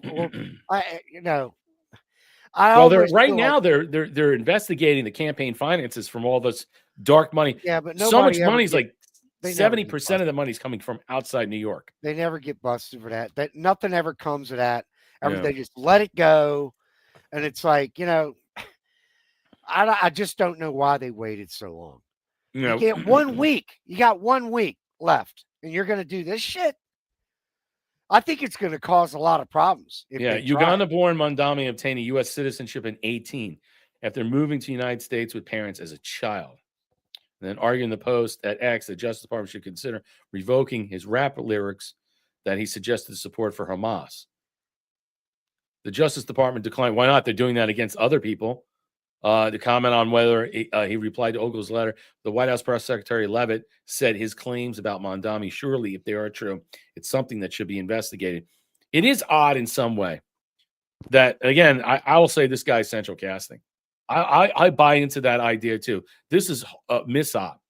This is an operation right now that we could see, because you can make the argument in one way that this guy is being funded by all these dark entities, okay? And it's being allowed to happen. It's being allowed. Yes, Soros dirty money. He's another infiltrator. He's being allowed to be propped up, okay? And I think there's something there that they're allowing this, and they're basically controlling this in this manner. So what? He can bleed the Democrats. He can destroy the Democrat Party. He can show once and for all what this is, what true Marxism, socialism, whatever you want to call this guy. What he's a Muslim, and he's a communist, or a jihadist, and he's a communist. So you're going to have multiple levels of competing narratives that are going to conflate in New York politics. How is it going to respond to the police? You're going to have to stand down orders. How are the police going to respond to this mayor? I don't know how you respond if you're a police officer, but probably more people will be resigning, Marshall. So, well, I can agree. I kind of agree with you on that premise. This whole thing, that he's set up and it's all to make I could go along with that easily. Mm-hmm. But I will say, but who put him there then? I mean, who then? That's the point. I mean, we can easily say that what we're seeing, that the gaslighting of him onto the New York populace, per se, the people that are going to vote in New York, it's just extraordinary that they're allowing this this guy to go through, and the support that's coming, that you find out that many Jewish people are supporting him in this. That's why I find this very, there's another argument here that I said that this guy is being propped up for an event to take place in New York. I think so. And they're using him as a bully pulpit, as an example, the central casting is that. So when an event will take place under his mayoralship, so to speak, and his reaction is weak, let's say detestable in some way. Let's just say it's not Rudy Giuliani 9/11 per se, whatever that means to many people. I'm just saying that this guy is being set up for something, being put there for a reason. And I don't know what it is, but it doesn't seem fathomable that people in New York. And then the fact is, like, Curtis Swilla should drop out. Why should he drop out? Why can't a Republican candidate run? I mean, yeah, exactly. I mean, Cuomo's garbage. You want Swilla to drop out so Cuomo can, get the votes and run past them and stuff. If you didn't like him as governor and you kicked him out, why would you like him as mayor after he killed your parents and put them in these homes, in these hospitals, kept them there, remdesivir and all that stuff? Why would you want that guy? So I guess, look, what's the expression? Be careful what you wish for. You're going to get it. All right. The question is, are you going to like it? Right. I mean, I don't know what else to say about Mondami. I think it also, this whole thing with this guy, it can bring up the subject in a big way that naturalized citizens should not be able to run for public office. Yep. I am sick of this shit. We got all these fucking ragheads and idiots and fucking whatever. Mm-hmm. Okay. I'm sorry. Excuse my language. But you got all these people that aren't from our country. Ilhan Omar is one of them. Somalia. Mm-hmm. Look, why are they in our government? They should not be allowed in our government. Naturalized citizens, no. I mean, yeah, the dual passport crowd. Yep. Yeah. Yeah. I mean, obviously, I mean, if you have a passport from another country and you're representing that other country, well, then you got to go back to that country. Then and they that's my verbally, attitude. You're not going to swear allegiance to here. You got to go. And it doesn't have dual passport doesn't necessarily mean when we talk about dual passports and Israel people, the Israel first crowd. I'm dual passports with all these other people from all these Somalia. other countries. Yeah, Somalia, Uganda, all these other places, Iraq, Afghanistan, you name it. All right. There are a multitude of people from foreign countries that are inside our government that swear allegiance to their home entity. And we don't, and some they of them we don't verbally, even know about. they verbally profess it in Yeah. public spaces. They go out on a microphone and they say, "We want to take over." I mean, they're physically saying it, Brett. Well, yeah, I know. It's Alphabet Omega Pill says, yeah, get rid of the dual passport citizen bill but put forth by Anna Paulina Luna, and I think there's a couple other people that are signing off on that. I don't know where it's going to go. I mean, first of all, you got to get the government to open up. But again, I everything with that woman, I kind of just like I hold my breath, because like, oh yeah, I got this bill going, I got this. We're gonna find out JFK files and stuff, and it never comes to fruition. She's swinging. So it's like, yeah, I mean, Trusty Turnham said the other day she talked out of her ass. I think, yeah, she definitely does. All right, MAGA voice. Breaking. It's official. Donald Trump prepares drastically to increase illegal alien arrests. We have 2 million arrests so far. 2 million people have left the country right now. So that's a good number right now. Almost 200,000 Americans applied for ICE. 200,000. Man, that's insane. Dude, that is insane. I'm not going to play this video, but I just wanted to show you that 200,000. That is insane. Maybe I should apply for ICE. I don't know. I You got think I like should a apply for 50,000 sign-on bonus. Yeah, but I think that's not to do. I know. They're not going to put me out in the field. I'm too old to be in the field beating some people up. Even though I Why not? Yeah, Get but your anger out. You'd have. I don't know. I mean, Yell at Say it. I love America. Say it. I know. Yeah, that would be me. I'd hold your face up. Squeeze your face. While the big guys are holding You them down. do the Sam Kinison bit. Say it. Yeah, exactly. Oh, man. I wish Sam Kinison was still alive. Fucking great comedian. I love that guy. He was one of the funniest comedians I ever seen. I saw him live. I mean, he was just great. I was able to see him live before he passed. Wow. All right. What else I got here? All right, I got a couple more. This is the Gateway Pundit. Marshall sent me this. This is what we were talking about here. That I wanted. This is about the citizenship audit that's going through. And so now they have a new citizenship scenario that's being set up. So basically, you have to take a new citizenship test. Okay, if you're illegal, which is good. I hope it's difficult. I hope it's hard that you can't get in the country. But if you studied long enough and you do get in, well, good for you. All right, so the Trump citizenship audit to cut Section 8 housing and other benefits to illegals. This is a big thing in real estate. I mean, this is such a scam, and we all know it. I remember you'd have people calling me all the time and stuff for for rental properties that are like, and I'm like, where is it? I'm like, oh, that's Section 8. I don't do that. You can't turn the people down, but I said, I just tell people, because legally you can't. But I said, I actually have no way of helping you out there in this way. I mean, what is it that you need me to do? I try to tell people in some way that I'll try, but, because you can't refuse people based upon the income and the race and all those certain laws in place. But, you're that affects you because a lot of people want this. They want this. They get a certain amount of money for the housing and that's it. Where do they go and turn? You might as well go right to the guy or right to the actual lead in where it's going. Most realtors don't operate from that position. We're here for buyers and sellers, and that's it. I mean, if you want to work for people that are leasing and renting properties, that's fine and stuff. A lot of people do it on their own, but clearly, when you understand these things, these federal programs, they become quasi, let's just say, sketch. So while the government remains shut down because Democrats demand free health care for illegal immigrants, President Trump has ordered sweeping audit of federal programs to ensure that other taxpayer-funded benefits are not distributed to illegal aliens. Yes, this is one. The order encompasses 28 major programs across the multiple federal agencies, housing audits, including Section 8 housing, choice voucher programs, and public housing. Department of Health and Human Services is reviewing 13 programs, Head Start, community health centers, Medicaid, Title 10, family planning program, as well as a range of behavioral and health and substance grants. Yeah, nutrition and welfare at SNAP, temporary assistance for needy families. That's another one. In addition, Department of Labor, directly verify immigration status with workforce programs. Department of Education will apply enhanced and verification to Pell Grants and student loans. Yeah.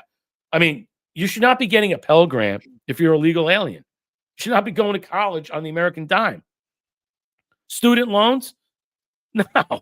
I mean, we already got a problem with student loans in this. I know President Trump is looking at the possibility of whitewashing some student loan programs, but how far do you retroactively go back? And we have to be careful about that. And he also talked about a way that could be paid off. He's talking about how the tariffs would do that.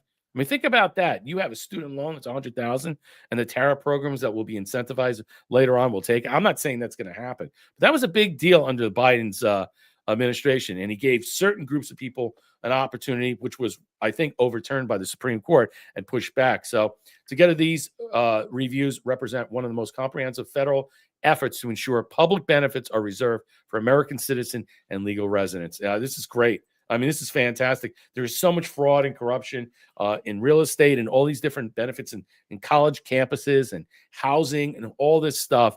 And, that's why when I look at all the stuff that's taking place with SNAP and everything else, it's like, I don't really care. It's not, I mean, why should I really burden myself with like worrying about what you're on? You're still eating government cheese. And you're enjoying every moment until that cheese is now green and you can't get it anymore because that's the only thing you know in life. And now you're bitching and moaning at us to rob us of our real cheese, our real American cheese that I purchased for, okay, that doesn't come with a government EBT card.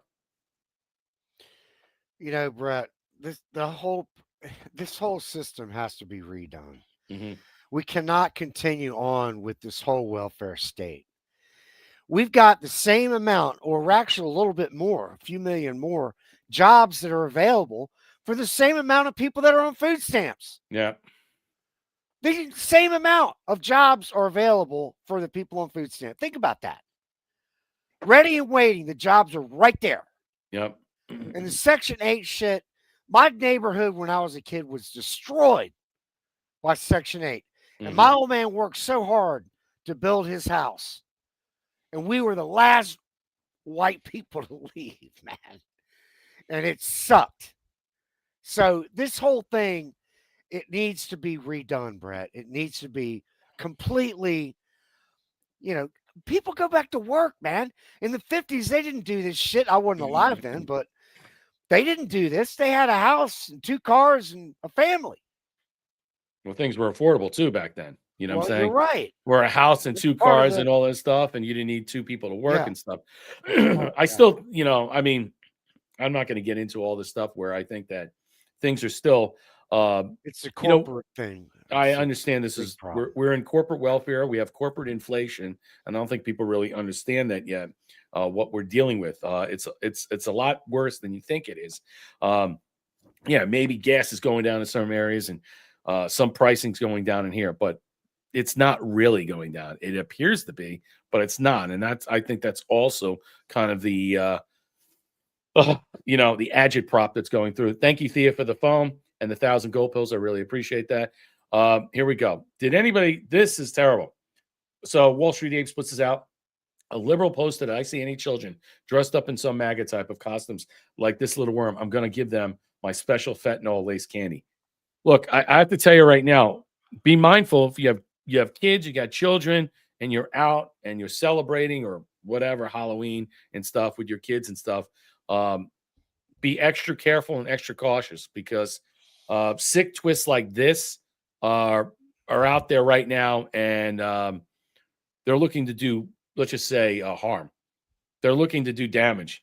It's pretty embarrassing in some way. Listen to what he says here a little bit. I'm disgusted by it, but all right. This says, if I see any children dressed up in some MAGA type like costume, like this little worm, I'm going to be giving them my special hashtag fentanyl laced candy. Hashtag Antifa action. Okay, well, so for everybody. There you go. This shouldn't matter whether you're Republican, whether you're Democrat, whether you're independent, whether you don't give a shit about politics. Antifa against America. That is what we have. And yet they claim that this is anti-fascism. No, what you are is a direct domestic terrorist. And I'm going to tell you what. You're going to start opening a can of worms that you don't want. I can assure you. Well, what's taking place in Portland now, they're cleaning up. They're removing all this stuff that's out there. The state police came in. The state police came in and reinforced the Portland police. And they cleaned up all these areas. They got rid of all the garbage, all the filth, all the stuff that they take. You know, they're whatever. They have medicine and all these things they bring out and stuff for all the shared expenses of donations or whatever they do to be out there, to have this little freaking block party they always do all the time.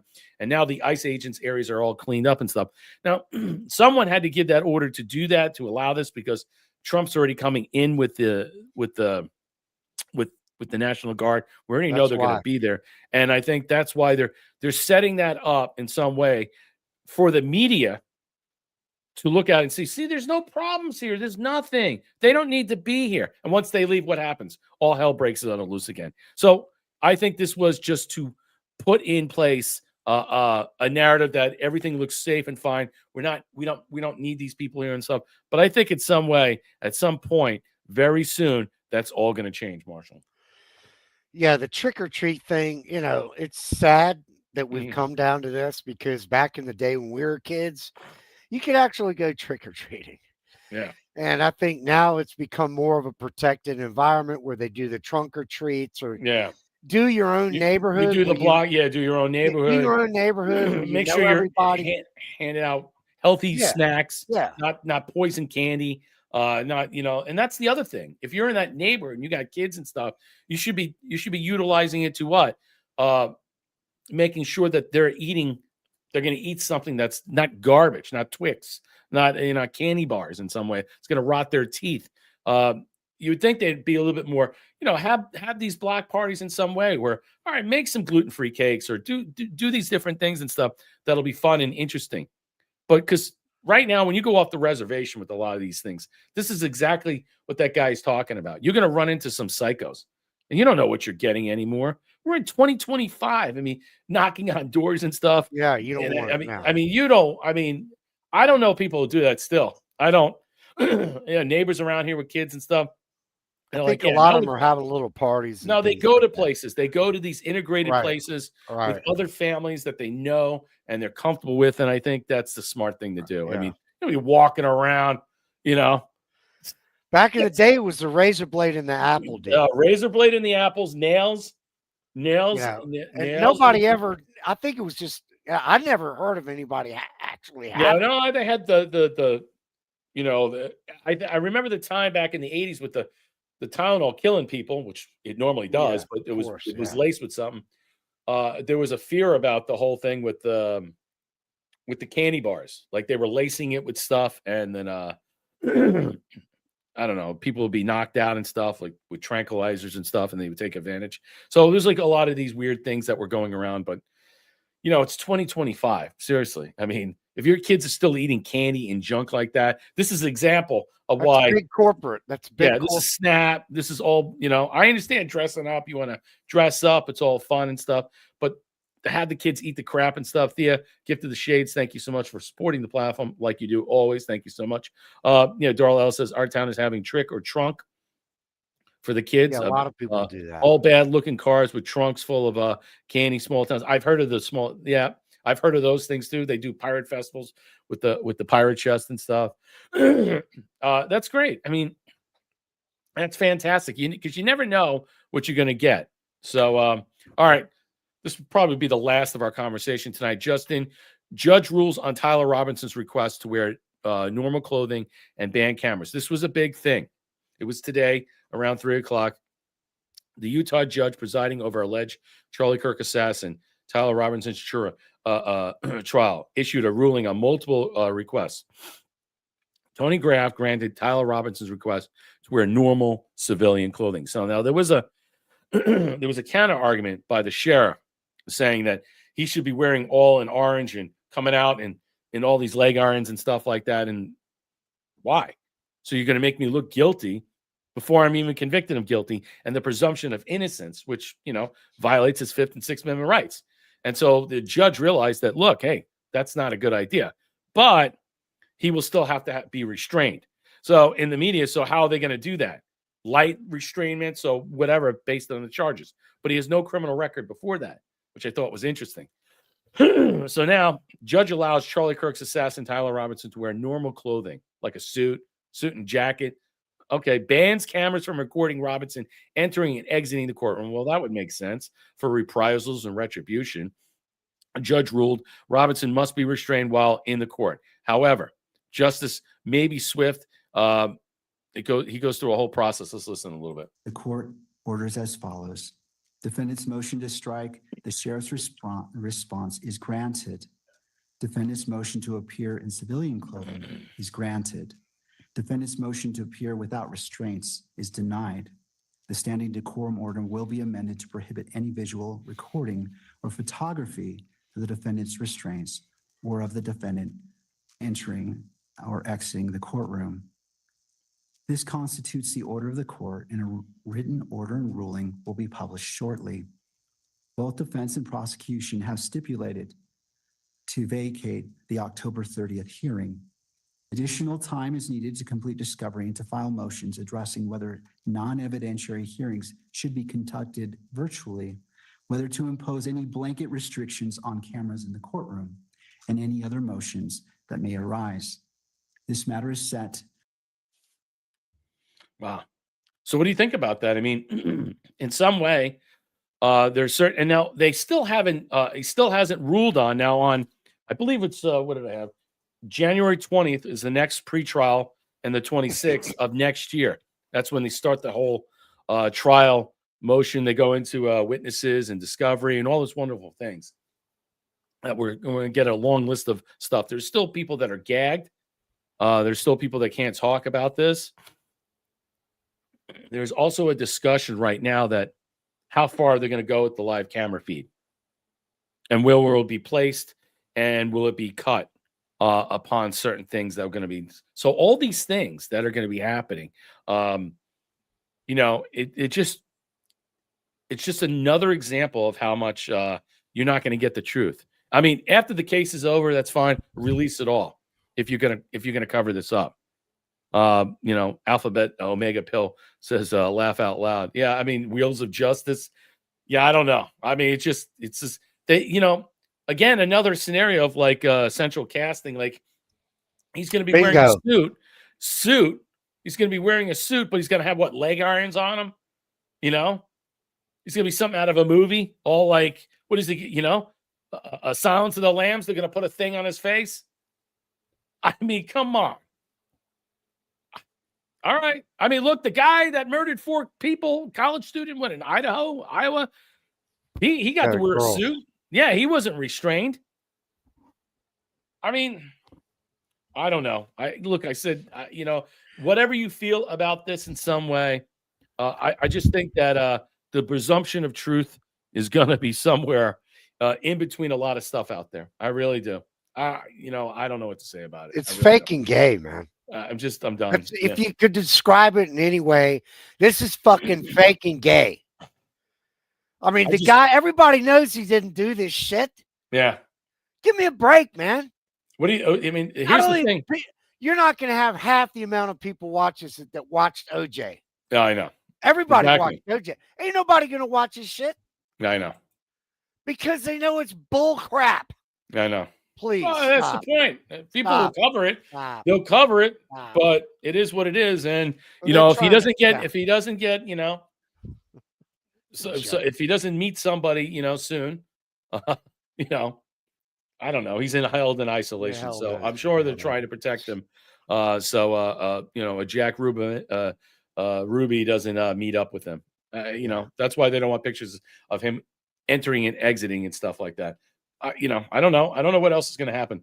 Let's listen to Kramer. In and then we're out of particular, here. all the cunts who are Democrats in California. They are the biggest motherfucking cunts on the face of the planet. And I hope to God a fucking earthquake separates that goddamn piece of shit from the rest of this country.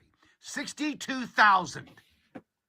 That's how many illegal aliens in this nation received CDL licenses. You know, the license Absolutely that it takes to disgraceful. drive the big rigs. 62,000 illegal aliens who don't speak the language, who don't read the language, who don't know how to fucking drive on our roads. 62,000 of them have CDL licenses in this nation. Gavin Newsom is a traitor. Gavin Newsom should be treated as a traitor right now today. He should be arrested. All the Democrats in California that allowed this to happen should be in fucking jail. You're watching The Kramer Says. He's right. They should be. I always said arrest the mayor. I mean, the mayor and the governor of Portland, of Chicago, of California. If you don't arrest these people and they just skate and walk, what did you accomplish? You didn't accomplish anything. Yeah, Darla, I love the guy too. He's funny. Bill Barr will visit the night before. Oh, you mean Tyler Roberts in prison? Yeah. Thea, donate 300 gold pills. Thank you so much. What else? Wood USA dropping 156 gold pills. Thank you. The last of my gold pills. Thank you for your support, for supporting the stream. Let me show you one last thing. I didn't get to cover this the other day. Actually, I wanted to cover this. I'll cover two things because I did want to cover this, but I'll just cover. They're going to arrest these mayors, and I think so too. I think the arrests are going to come. Yeah, I do think that. Yeah. Oh, we're going to see them. I mean, there's no doubt about it. Let me play this. Hold on. It's all building up. This whole thing about what's going on in Venezuela, the cartel of sons and Trump's crosshairs, and why it's untouchable. Listen to what she says here. They're making an argument saying that there's a reason why they're deeply, heavily embedded in Latin America right now. There's an argument that that some of Maduro's people caught some mercs from the CIA trying to do something. I don't know anything about that. There's nothing, but whatever's taking place there, listen to what she says about how deeply embedded Maduro's government is and the dictatorship there, because the narco trafficking operation far exceeds anything that we're understanding. It's not just a dictator that is the head of a cartel that is operating a country with mass resources that are trading oil and gas and working with China and other stuff. Listen to what she says. This is really bad. Dr. Cesar Alvarez. Venezuelan dictator Nicolas Maduro isn't just involved in organized crime. He's running it. That's according to Dr. Cesar Alvarez, a terrorism and organized crime expert from Charles Sturt University in Australia. Alvarez says Maduro leads the powerful Cartel de los Soles, or Cartel of the Suns, a massive cocaine trafficking network that's deeply tied to Venezuela's military and political elite. The name of the Suns comes from the insignia worn by Venezuelan generals. Cartel de los Soles isn't a cartel in the traditional sense. It's a web of Venezuelan military, intelligence, and political elites accused of taxing, protecting, and moving cocaine with state resources. From generals to judges, parts of Maduro's government are deeply enmeshed in the trade, blurring the line between state power and organized crime. This so-called cartel isn't just a drug gang. It's a system where top military and government officials help move the cocaine across Latin America and beyond, with money flowing through places like West Africa, Turkey, and even Iran. According to Alvarez, Maduro's regime also protects another criminal group called Tren de Aragua, which started as a small prison gang around 2013 and exploded into an international network involving extortion, arms, and drug smuggling.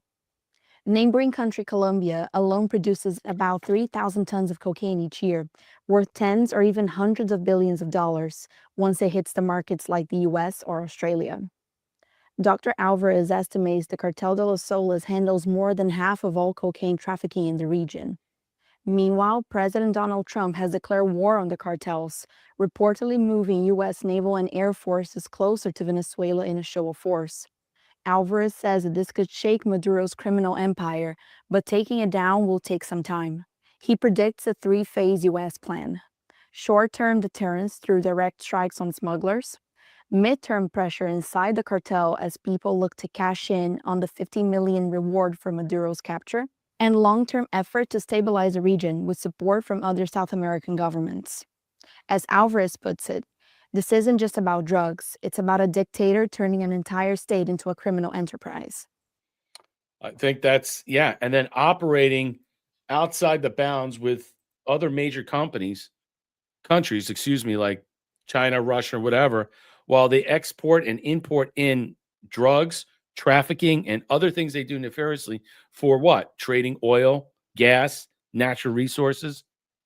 So, yeah, this is a serious thing. And people shouldn't be. And Rand Paul is out there saying, we don't have any authority to go and do this. Yes, we do. I mean, even President Trump's Solicitor General had asked the Supreme Court not too recently about this. His executive order automatically grants him the viability to do it. Rand Paul is such a blow. Him and Thomas Massie have every freaking way they can to undercut President Trump. Can you imagine if that guy was president? My God, he would allow all the drugs to come in the country. He's like, oh, yeah, let's make it legal. Look what happened in Oregon when they reversed it. The governor reversed it at the time. Remember, they made drugs legal, all of them. And they said, yeah, this is not a good idea. People just ended up dead everywhere. I don't know. I don't know what else to make out. I mean, the guy is a proxy for China, straight up. Yeah. That's all he is. Right. I mean, he's a puppet, man. The guy is run. Look at Lindsey Graham. Lindsey Graham gets a lot of that's another defense contractors, and he works with Exxon and Chevron and their donations that come in there. So of course he's like, yeah, let's hit Venezuela. We're not hitting Venezuela because we want war with Venezuela. We're basically toppling a regime that was stolen, okay, through these machines from the elected government that is allowing an organization to use a country as a criminal mafioso, far bigger, far-reaching. You know, they don't really discuss it and break it down. You have to go and actually read the prevailing discussions on how they view Venezuela and how much a threat Venezuela is. I don't think people understand. It's not just Venezuelan alone. Working with Colombia. I mean, think about if countries are gaining narco-terror trafficking operation. How are you going to put them down? United Nations ain't doing anything. So yes, it's not just toppling and deposing him. It's uprooting the cartel itself. And then hoping in some way that maybe the cartel surrenders by surrendering Maduro and stuff. But I don't think that's the plan. I think that $50 million, let's just say, bounty on his head doesn't mean anything. I think it's for the people to rise up and who are going to be, let's just say, there's certain people in Venezuela that want to take back their country and not participate, that are not in there. But who are they? Who are they? Like the woman who just won the Nobel Peace Prize. Is she one of them? Is she leading a rebellion? I don't know. I'd like to think so. Yeah, Rand, nothing like his father. Yeah, Ron Paul, way better than Rand Paul. Absolutely. He's got more sense. Yep, got more sense. All right, guys, that's it. That's our show for tonight. I hope I want to thank everybody out there for supporting the platform. I released the gold pills and stuff. We will see you on Wednesday at 7:30. Have a good weekend. Have a good week, and we'll see you Wednesday. No show on Friday. I will be out of town on Friday and Saturday. But Sunday, the Sunday show will be back. Have a good night. Take care, Marshall. Ciao, Bella, ladies and gentlemen. Good night.